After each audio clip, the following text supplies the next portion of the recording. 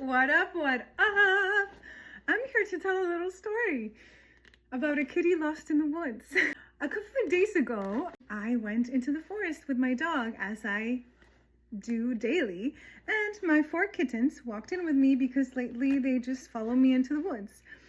There's nothing I can do about it. It's cats. They'll just go wherever they want to go. Anyway, I'm walking through these woods and it's usually me and the animals and no one else.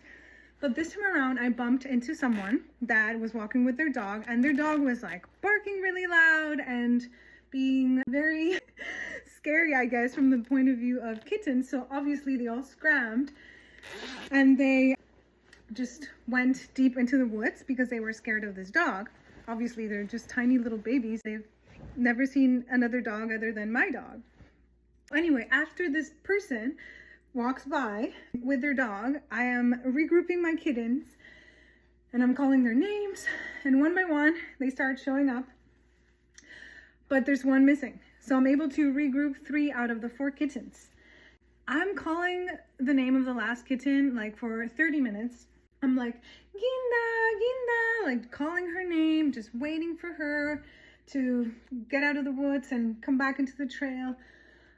I'm calling her and it's getting dark and darker. And I'm like, okay, what am I gonna do? Like, this kitten is not coming. And my other cats are kind of getting confused and restless, and my dog too, and it's getting dark. And I'm like, okay, I need to just walk these animals back home. So I walk back home with my dog and my 3 kittens, but there's still 1 kitten missing alone in the woods, and it's really dark and it's really cold for this part of the world. At least it was like below 0 and kind of like freezing temperatures, and I'm like, oh my god, please find your way back home. I'm praying to her spirits, I'm praying to the spirit of the cats, the guardian angels, and all of the things, and I'm just like believing in her, and I'm like, you can do it, you can do it, you can do it, just smell your way back home. And this cat just so happens to be the most scaredy cat of them all. She's the most frightful, I guess. She also had the least experience in the woods because she was the last one to start joining us on our trips to the woods. So it's been a couple of hours. It's super dark outside. It's nighttime. This cat is still not home. And I'm like, I cannot bear the thought of this cat spending the night alone in freezing temperatures in the woods alone. Like, I just can't bear it. So normally I wouldn't just walk into the woods at night, not because I'm necessarily afraid, but because I have a certain level of discernment and respect. Like, I'm all about being in the wild on my own during the day, but at night I'm not necessarily going to volunteer myself into the depths of the woods. But this time I was like, I don't care, I'm just gonna do it. So warm up real good, grab a flashlight, get my dog, and we head deep into the woods to the area where she had been lost, which was like a 20-minute walk into the woods. And I'm calling her name. By the way, when I got into the woods, I told the trees, I hugged a tree that I have a relationship with, and I'm like, I am not leaving these woods without my cat.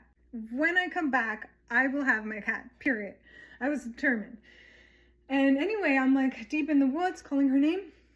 And lo and behold, I see 2 shiny, glimmering eyes at a distance. And she's like, meow. My God, what a feeling. I just like call her in. She comes into my arms. We connect. She's scared AF. She's just frazzled, and you can tell she's distressed. Of course, she's a little kitten that was lost in the woods, alone in freezing temperatures. And anyway, and I walk back home without a flashlight, just in the sheer dark, because I couldn't grab the flashlight and the cat at the same time. And the cat was trying to jump and she was startled and scared, so I had to really hold her real good against my chest. And I'm like walking in the pitch dark for 20 minutes in these woods, and I came back home with this cat, and it was the most glorious feeling ever.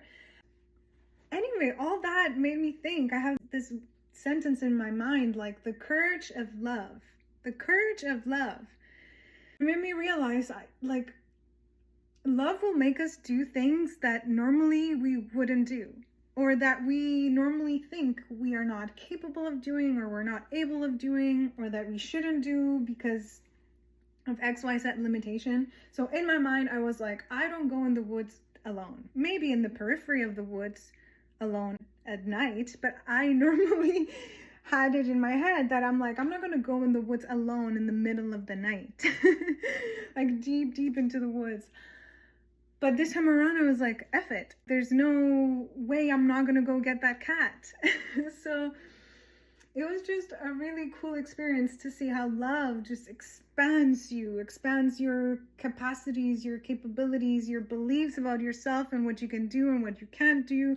And for me, it was like, yeah, you're able to face the depths of darkness and the depths of the woods on your own because love is protecting you, because you have such fearless and fierce love burning inside of you that you'll do anything. You don't care about your fears anymore or your limitations because you're fearless, you're fierce, you're protected by the sanctity and the holiness of love.